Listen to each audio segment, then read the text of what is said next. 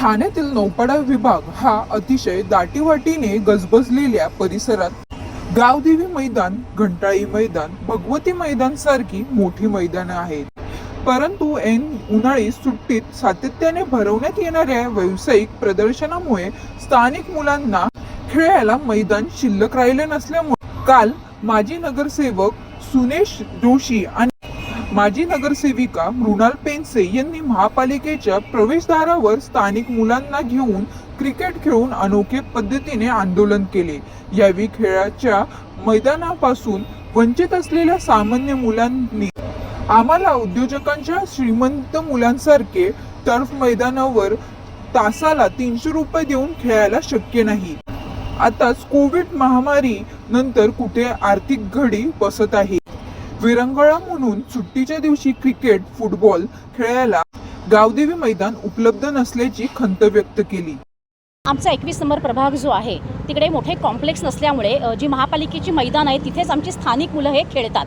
पण आपण बघायला तर गेली अनेक वर्ष या सगळ्या मैदानांमध्ये रेग्युलर ही व्यावसायिक प्रदर्शनं भरवली जातात. मग तो मे महिना असेल, मग त्याच्यात चैत्रोत्सव किंवा दिवाळीच्या सुट्ट्यांमध्ये, म्हणजे जेव्हा मुलांना सुट्टी लागते तेव्हा ही मैदानं मोकळी नसतात. मग आमचा असा प्रश्न आहे की या स्थानिक मुलांनी खेळायचं कुठे?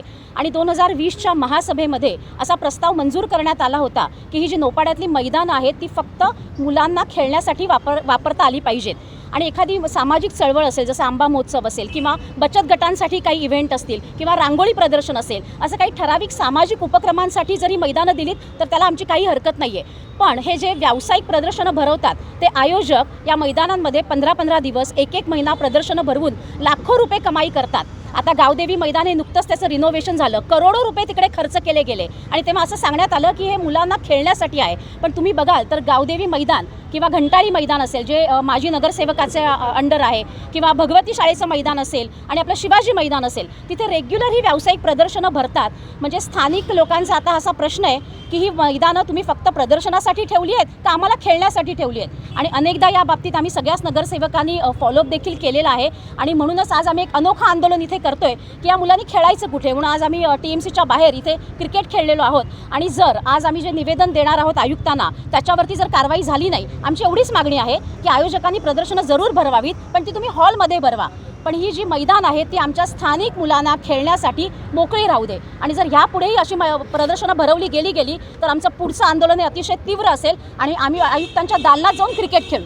सध्या भारतीय जनता पार्टीचे नगरसेवक आहेत, त्यांनी त्या ठिकाणी चैत्रोत्सव भरवलेला आहे, त्याबद्दल तुमचं काय? कोणीही असेल, आमचं हेच म्हणणं आहे की व्यावसायिक प्रदर्शनासाठी मग ते आयोजक कोणीही असतील, आमचा त्याला कट्टर विरोधच असणार आहे. कारण आमच्या स्थानिक नागरिकांना काय पाहिजे, त्या मुलांची काय मागणी, हे आमच्यासाठी जास्त महत्त्वाचं आहे. तुम्ही इथे बघाल तर सगळे स्थानिक नागरिक आमच्याबरोबर उपस्थित आहेत आणि त्या सगळ्यांचे हेच म्हणणं आहे की मैदानं ही आमच्या खेळासाठी उपलब्ध असावीत. त्यामुळे कोणीही आयोजक असतील तरी आमचा त्याला विरोध आहे. काही दिवसांत निश्चितच याच्यात 2 विषय होते की एक तर नौपाडा भागात मैदानं कमी आहेत, जी काही आहेत, घंटाळी, भगवती शाळेचं मैदान, गावदेवी मैदान.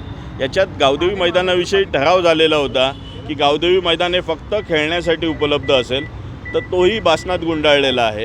ह्याच्यात तुम्ही जसं म्हणालात मागाशी की भारतीय जनता पार्टीच्या नगरसेवकांनी ते मैदान घेतलेलं आहे, याच्यात एक मी क्लिअरिटी देतो तुम्हाला. ते भारतीय जनता पार्टी म्हणून घेतलं नव्हतं, ते त्यांच्या संस्थेद्वारे घेतलेलं. त्याला कोणाची पक्षाचा त्याच्याशी वास्तविक पाहता संबंध नाही. तसंच भगवती शाळेचं मैदान पण माजी खासदाराच्या संस्थेने घेतलं आहे, घंटाळी मैदान माजी नगरसेवकाच्या संस्थेने घेतलं आहे. हे वरचेवर तिथे कमाई करत आहेत, चरितार्थ चालवत आहेत. ह्याला आमचं ऑब्जेक्शन आहे. मुलांनी खेळायचं कुठे हा आम्हाला प्रश्न पडलेला आहे. मुलं आज सुट्टीच्या दिवसात आणि 45 दिवसाचा जो नियम काढला आहे, 45 दिवस या सुट्ट्यातलेच वापरले तर उपयोग काय त्याचा?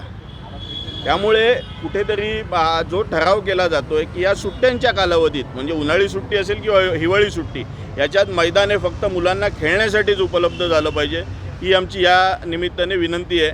नाहीतर आम्ही पुढचं आंदोलन आमचं तीव्र असेल आणि ते तुम्हाला दिसेलच.